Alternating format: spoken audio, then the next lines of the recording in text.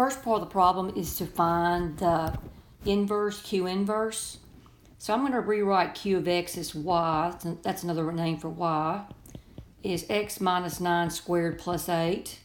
And to find the inverse of anything, you just, wherever you have a y, you put an x, and wherever you have an x, you put a y. And then you solve for y.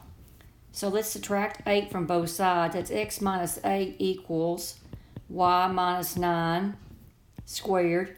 Now let's take the square root of both sides. But when you take the square root of both sides, remember you get plus or minus. So you got to worry about that.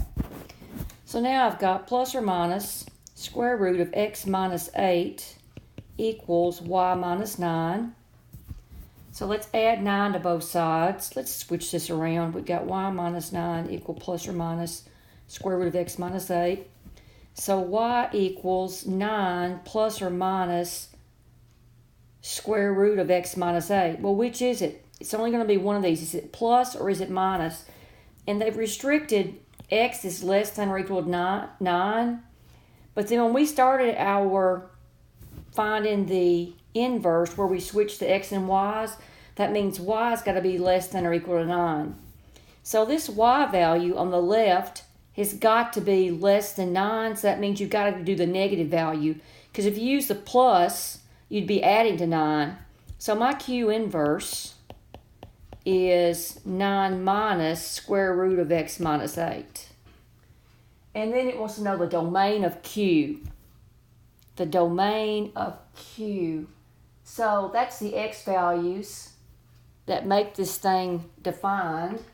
So that would be all real numbers because it would be up to, we're trying to find the x value, so it would be negative infinity up to 9.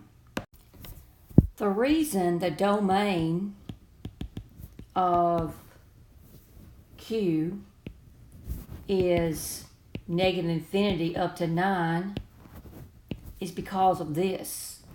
They tell you what the domain is that's given. That's the domain of Q.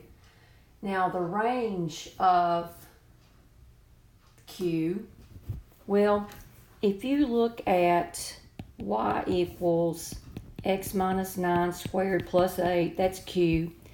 This is a parabola that opens up, and the vertex you can pick off is 9, 8. So over 9 up 8, and it looks like that. The vertex is 9, 8. So what y values are on this parabola? The y value here is 8, and it opens up. So the range of Q is, it starts at 8 and goes to positive infinity.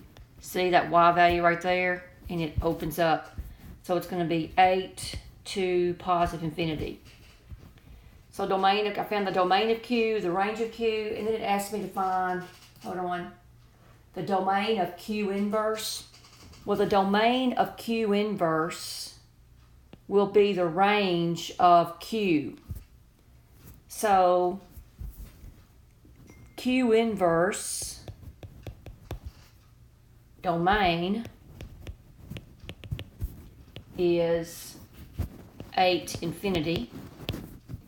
And then range of Q inverse, the range of Q inverse is a domain of Q, and the domain of Q is negative infinity 9. So I believe I've answered all parts.